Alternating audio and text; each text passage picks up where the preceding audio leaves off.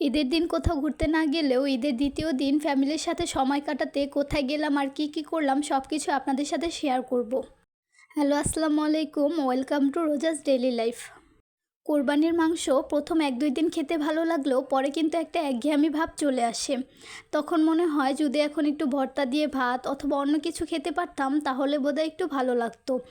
এই জন্য আমরা ঈদের দ্বিতীয় দিন বিকেলে চলে গেলাম একটা খুব সুন্দর রেস্টুরেন্টে। ঈদের দিনের ওয়েদার কিন্তু এমনিতে অনেক সুন্দর ছিল, তার উপর এত সুন্দর একটা রেস্টুরেন্টে গিয়ে মাইন্ড একদম রিফ্রেশ হয়ে গেল।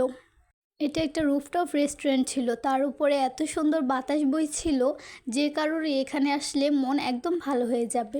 এই রেস্টুরেন্টের লোকেশনটি আমি ভিডিও শেষে বলে দিব। উপর থেকে চারপাশের দৃশ্যটি একদম মনোমুগ্ধকর ছিল। পাশে মিউজিক বাজছিল আর এত সুন্দর বাতাস বইছিল, প্লেসটা আমার কাছে খুবই ভালো লেগেছে। এখানের খাবারও একদম রিজনেবলের মধ্যে ছিল। আমরা এখান থেকে অর্ডার করেছিলাম 2টি মিট বক্স, যেটার প্রাইস ছিল মাত্র 150 টাকা করে। আর অর্ডার করেছিলাম থাই স্যুপ, যেটার প্রাইস ছিল মাত্র 100 টাকা।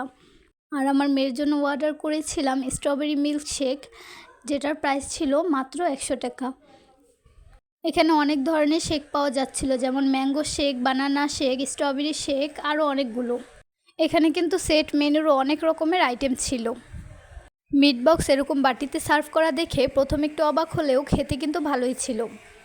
প্রাইস অনুযায়ী থাই স্যুপটা খেতেও কিন্তু ভালো ছিল, এর মধ্যে মাশরুম আর চিকেন অ্যাড করা ছিল।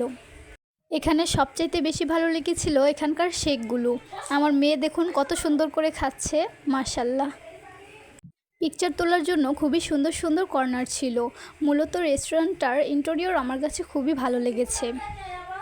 এই রেস্টুরেন্টটির লোকেশন হচ্ছে পাগলা দেলপাড়ার ইউনাইটেড ডায়াগনস্টিক সেন্টার অ্যান্ড হসপিটালের 8th ফ্লোরে।